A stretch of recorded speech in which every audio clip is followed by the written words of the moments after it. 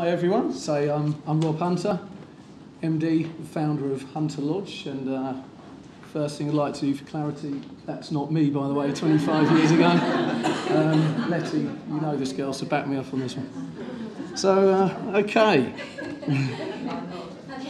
That's right, the mullet wasn't working. So Hunterlodge, we're an integrated creative and media planning and buying agency based, as Liz was saying, and according to Hitchhiker's Guide to the Galaxy, the centre of the universe in Rickmansworth High Street, Hertfordshire. My career started very rudely at the age of 16 as a result of my parents running away from me and emigrating to the Lake District. As I was completely on my own and suddenly living in the YMCA, creating financial security became a tad bit important. I went on a mission and subsequently found myself setting up Hunterlodge at the age of, ripe old age of 22.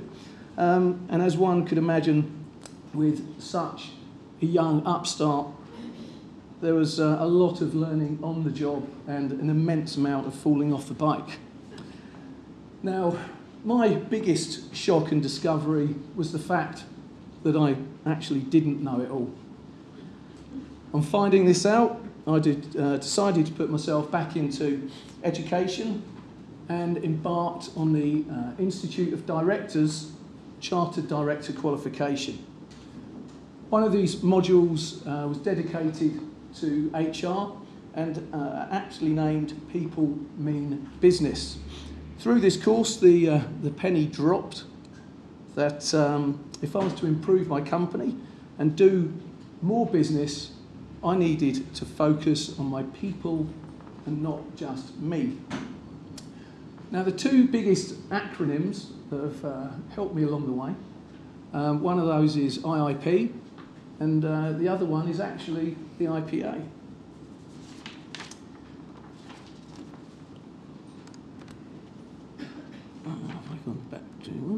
Okay, so IIP, or as it's otherwise known, Investors in People, has been absolutely great for us as it's forced us to create a meaningful vision, meaningful mission and values.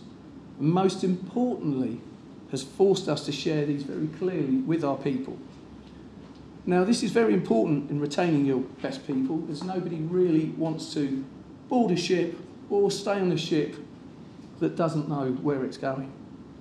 Another bonus, of course, of effectively sharing these core business basics is it makes the whole journey to achieving the vision about 1,000 times easier, and most importantly, keeps your people fully engaged and behind everything that you do. Working with the IPA has really helped ensure all our people are as good as they can be, and having this reputation has definitely helped attract and retain great talent. Doing this properly also ensures you'll always be as close as you can to performing an excellent job every time. And when your business can do that, you're pretty well on a self-fulfilling prophecy. Another crucial aspect to inspiring and motivating people is to ensure they are managed really well. Over the years, we've created a unique appraisal system which is used to ensure all our managers are focusing for at least 1 hour a month on each member of staff. It's also used to look at people's professional development within the company with the ultimate aim of improving all staff and keeping the best. This monthly one-to-one appraisal system was driven by my belief that yearly appraisals are a waste of time. Controversial, I know, but I have problems remembering what my direct reports have done last week, let alone a year ago. And on top of this, most of the people I've ever met have really hated carrying out yearly appraisals and end up missing 99% of the good stuff people really benefit and eventually flourish from. So what do? Each member of staff is set and works on 3 SMART objectives every quarter. as well as 7 other areas that we appraise against, such as mission, CPD, work-life balance. Now, by approaching appraisals this way, ensures that our managers direct and manage their people to help them achieve their objectives and not just criticise their staff at the end of the year for not achieving them. This appraisal tool allows us to identify energy sappers and blockers and helps managers manage them appropriately. And this, we feel, is extremely important for staff morale and to maintain a positive environment for our best talent to thrive in. In order to retain the best people and create new ones for that matter, we continuously invest in them and ensure we have and offer many opportunities to enhance their knowledge. Most people want to constantly be pushing forward in their careers, and by offering a structured platform to achieving this means they are much less likely to look elsewhere to do this. As such, we offer all of our staff industry-relevant programs, usually with the IPA, to develop their careers. Our appraisal system is also designed to highlight any potential weaknesses or areas for development, so we can then put training plans against them to help our people turn their weaknesses into strengths. It also gives staff the opportunity to have regular discussions about their career development on a monthly basis. Another key aspect to retaining our best people is to create space for an open forum to allow two-way communication.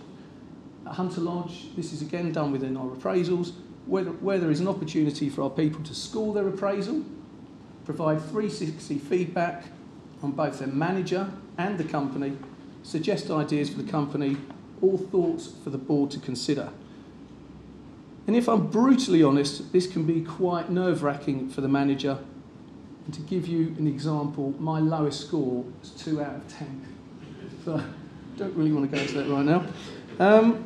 Our appraisal system also gives managers a regular opportunity to say well done. And in my opinion, they're probably the most two important words in business language. Finally, we come on to work-life balance. In the same monthly appraisal, we ask people to score their work-life balance out of 10, and why. Should their score drop below 7, it's highlighted to the board, and a discussion takes place in terms of how we can try and improve the person's score. Sometimes that's impossible when something terrible is going on at home, but we've found in 90% of cases there is something we can do to help improve their time at work. I feel this is probably the most important area in terms of retaining talent, as I passionately believe the only reason you're born is to have fun. If you're not enjoying work, you're not going to be having fun, you're very likely to be shopping around in the hope of finding a more enjoyable job. So, in a nutshell, I believe there are a number of important company-wide strategies that need to be put in place in order to retain the best talent. One, ensure all your people have regular appraisals to ensure there is a structured forum for being managed professionally and to allow regular feedback, appreciation and recognition. 2, ensure an individual CPD program is put in place so your best employees can see their professional pathway and development within the company. 3, foster a culture of two-way communication and provide open forums for company engagement, such as 360-degree feedback, however tough that might be. And 4, truly know and understand your people through understanding their work-life balance. So once you've got these things right, the only reason your best talent will have for leaving the company will be a financial one, and this is probably the easiest problem to fix. This has certainly worked for us at Hunterlodge. The picture of the lady at the beginning and here now is of one of our guys, Jackie Hudson, who I employed on the first day of setting up Hunterlodge. So she's still with us today. So I'm guessing that we must be doing something right, even though that has probably entailed an immense amount of bike crashes along the way. So that's me. Thank you.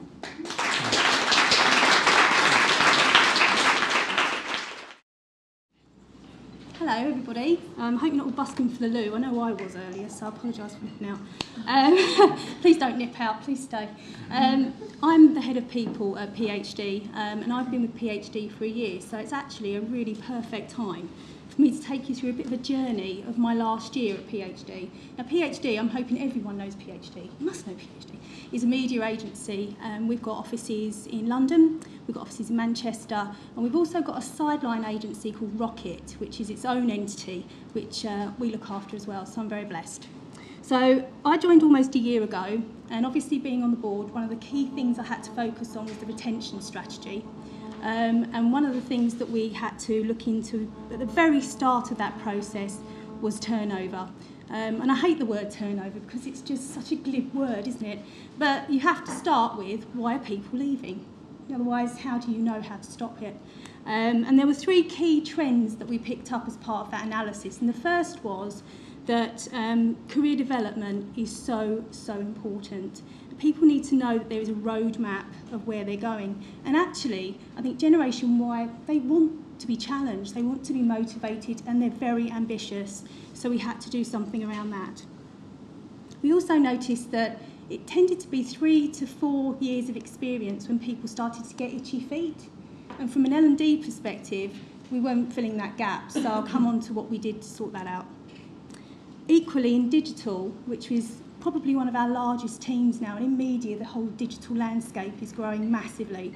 And I think digital is going to take over the entire universe, if what the news says. You're nodding, so yes, it clearly is. But we've all got to catch up with it. And I think with our digital team, we're finding that a lot of our guys, they've got like a 2-year shelf life before they're starting to get itchy feet, and they want to go over somewhere else, they want a different technology or a different client. So we had to look at that as well. So 17% of our PhD employees have been promoted in the past year. So that's 48 people, if I put that in real terms. And that is purely down to succession planning. So every single one of our team has a succession plan. We work with the managing partners for each of the teams to make sure that there is a granular succession plan. And I'm not going to stand here and say that for every single management role we've got a person just waiting in the wings, because life isn't like that. But we also look at external talent and trying to network to find and fill those gaps too. So my FD doesn't like me at all because the training budget went up by 24%. So my name is Mud. I've got various initiatives that increased the budget. So the first one I think is most important because it takes us back to the turnover thing I was talking to you about, which is the 3 to 4 year olds. We had Springboard, which we put in, which is a 10-month programme focused purely on best talent in that population. And it gets them to work on community projects, it gets them to work on a big idea within the agency, it has amazing speakers, and it actually gets them to work with board members on real-time live briefs. And as I say, it's a 10-month programme. We started it 9 months ago, 1 more month to go, so we're going to go through a graduation process. It's really exciting. DigiSchool, I'm quite pleased about as well. To fill that void in the digital space, we had to put together a quite in-depth programme to retain people and hold their attention. So what we did was we had a programme put together that focused on brilliant basics, and that's everyone in the agency, getting digital. And then we had specialist skills, and then continuous development, which was the opportunity to go to various digital conferences, to go across to the US, to our other agencies, and learn a lot through that. Get Me Canned was an incentive that was put together from our managing director, actually. She said, we're going to have a competition, we're going to let 6 people go to Cannes, the media festival, and they can have a really good time, pick up loads of really exciting information, bring it back to the agency and talk to us about it in the company meeting. And that's what we did. £200 learning bursary. This is 200 quid. Everyone gets it. It's not for a work-related learning activity. It's for anything you like. So we've had people playing the guitar, we've had people, I think one girl had a wedding coming up, so she wanted to learn to dance with her partner. People learning Spanish, got the whole works, so really successful. I think one of the other key areas I've had to focus on is, are we hiring the right people? Because the whole point of retention is you've got to hire the right people in the first place. Because if you've got already great talent, the last thing you want to do is put in someone that's not right, because that talent will go. So I think what we've done about that is we've made sure we've worked with our internal recruitment team to make sure that they get PhD and they understand what it is to work here and the various roles that we have within it. We also met with our agencies, the recruitment agencies. We gave them briefings on all of our roles, what it was like to be here, some of the key qualities of working for PhD.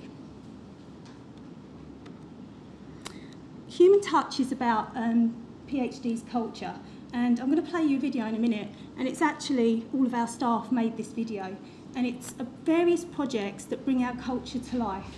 And I think digital's great, and the whole exciting social media, but actually we're humans, and there's the human side of things, and it's about bringing that through consumer journey, it's about bringing that through the environment, it's about bringing that through our people, so that we can actually have a human conversation. It's not all through gadgets and all these widgets. We're human. I think one of the other key focuses I've had as well is about identifying the top talent within our business. So it sounds, it's another spreadsheet, I can't deny it, it's a spreadsheet, but it's, I can't hide it. But it's very much around understanding who your top talent is, having regular conversations with that top talent to understand what they're interested in, and then putting clear plans in place with each of them so that they get it. We help them and they help us, and we give them something they can't get anywhere else because it's individual to them and it's very bespoke for them. It's quite new for us. It's certainly something that the managing partners are having to put a lot more effort into, but we're hoping that it's going to make a big difference for us. We also did an unprecedented thing and added 12 new appointments to our board. And the reason we did this was because we wanted to make the board much more accessible, and we wanted to encourage the PhD leaders of the future, and these guys are PhDers through and through. We wanted them to get inspired, we wanted them involved in our strategy, and we wanted them driving our business forward. And I think then that permeates around the rest of the agency. If they can see that their direct manager is now on the board, then they're not a million miles away from it either. And I think that's really powerful. And as a result of all of that, staff retention has improved 14% year on year. So that's really great news. Thank you very much.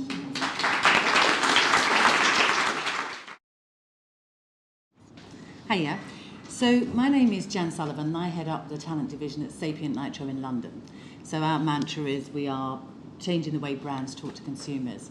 Now, there's 9 of us in my team, 185 globally. That's purely talent. We don't do an HR role, it's just purely talent. And my area of expertise is exec hiring in the creative and strategy domain. So when the IPA asked me to talk about retention, I was slightly out of my comfort zone, as my job is targeting and headhunting talent. So I went home, poured myself a large glass of wine, sat on the sofa, picked up my notebook and drew a complete blank for a minute. And then, as luck may have it, my dog walked in. Now you're going to find this very strange, but wagging her tail, happy little soul, always happy and content. And I thought, bingo. That's not her name actually, her name is Pearl. But I thought anyway, I looked at her and thought, how do you retain good talent? Well, probably the same way you retain a good dog. Now bear with me. Through loyalty. So anyway, now some of you might think, well, dogs give you undivided loyalty. Well, that's definitely not the case. The fact is you have to work at it. It's a lot of hard work to keep and retain your talent. So, I put it in 2 sides. Here's Pearl, and here's the Sapient Nitro logo. So love and affection, make people feel valued. Security, make them feel secure in their jobs. Rewards, recognition. Well-fed and watered, competitive salary and benefits. Nice warm surroundings, culture. Learning new tricks, learning development. Now, I'm not suggesting that you encourage creators to jump on your lap and lick your cheeks and tell them to get off the sofa, but I think these things really are. Value is one of the things that, you need to value your staff. So, but on a serious note, loyalty starts from day one. all new hires attend Sapient Start. It's a week-long course, and Sapient Nitro is a bit of a difficult company sometimes to get your head around. We're a big company, we're global, we're independent, but 10,000 globally, and I think we sometimes throw people in the deep end. It's like, quick, come in, now this is what we are, now get on with it. So it's a week-long course, so people can find out about the company, the process, and our core values. So from day one, you build people for success. Now, we have 6 core values, which are highlighted here. But I think one of the ones I will touch on is openness. Feedback is God at Sapient Nitro, absolutely God. I mean, when I first started, the minute you gave a presentation, I went to tiptoe, and they were like, do you like feedback? I was like, okay, brilliant. Because, we're not very good at it. We're an American company, and Americans love to give feedback. Come here, I'll tell you all about, but in a constructive fashion. It is constructive. You don't just walk out and they go, oh my God, I'm never going to use her again. It's a constructive fashion. And actually, if you don't get feedback, how are you ever going to learn? So we're, very good at that. And we have no hidden agendas. We have regular town halls where the leadership team updates us on what's happening, shares the achievements of the quarter, current business progress, business wins and staff recognition. And I think to keep talent loyal, you need to stimulate them. So we have our own learning and development team. We have 9, I think there's 8 or 9 staff in London and 54 globally. Now, we do take learning and development very seriously. We always endeavour to grow people, because whether that be craft, learning a new creative skill, a programme or a piece of technology, providing free passes to the Tate Modern and other galleries, attending creative seminars in London and further afield, the list is endless. But as we all know, we need creative stimulation, and we want to help these people to grow into our future leaders. So you've got to keep people stimulated. So our example of this, or one of the examples, if it's not a craft skill, is management skills. Now, you may have a great creative who's won several awards, and you don't want to lose them. They've, last night they sort of walked up to the podium with every headhunter watching them and collected 3 pencils, and you're panicking. They're going to go. Everyone's going to be ringing them. We don't want to lose them. So it's normal to want to kind of say, okay, here's loads of money. Well, we know money isn't a motivator, really. It isn't the main reason why people leave you. Or we think, I know, we'll promote them. Let's give them a title.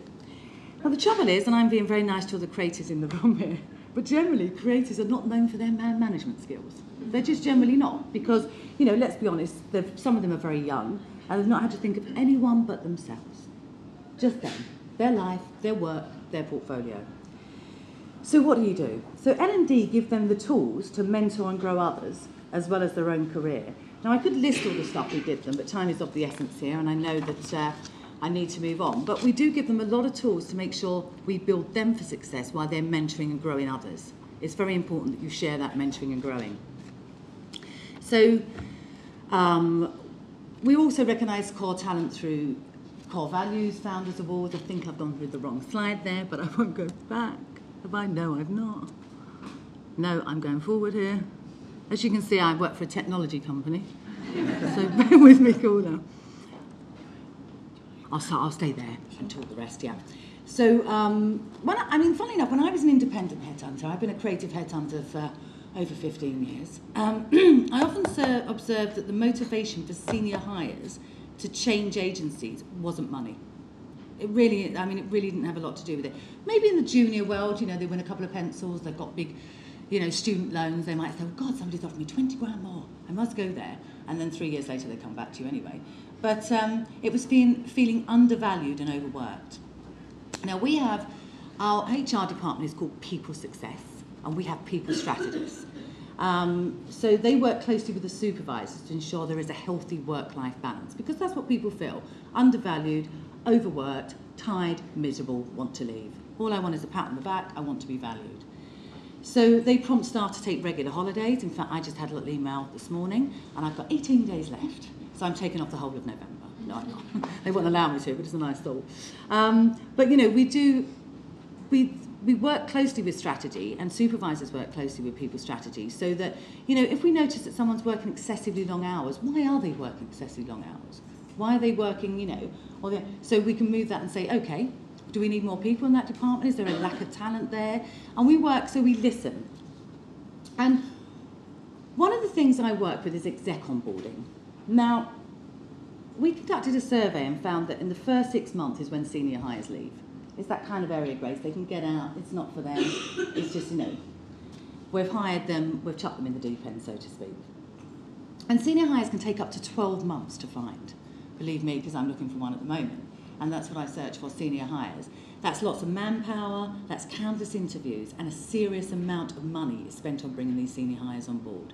And then what do? We throw them in the deep end. We've waited so long for them to arrive, we expect them to hit the ground running.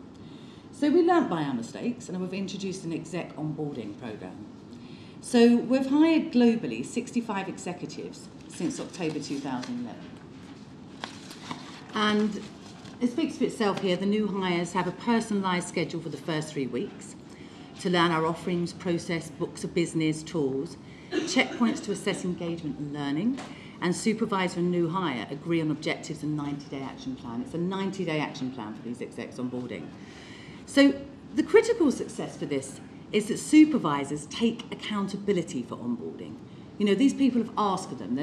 They've said there's a need for them. We need these people on board. So they need to take accountability. They don't just bring them in and say, there you go, really busy. That's the piece of business we want you to look after. We want you to win some new business. I'm off. You take accountability for that person. And also the new hire takes ownership of their development. So they're in control. And people growth, it's a priority across our organisation because it's one of our core values. So the outcomes to date, overall executive turnover among first-year hires in the first half of 2012 was significantly lower than the first half of 2011, significantly. And lower costs associated with this, so it represented a potential saving of 5 times the cost of running the programme. So, senior hires need the TLC as well, really. So, and it has been a resounding success, I have to say, the exec onboarding. So in a nutshell even, how do you retain your best talent? You value them from day one, give them the tools they need to succeed, help them grow, keep them stimulated, keep on listening, and don't forget the treats. Thank you.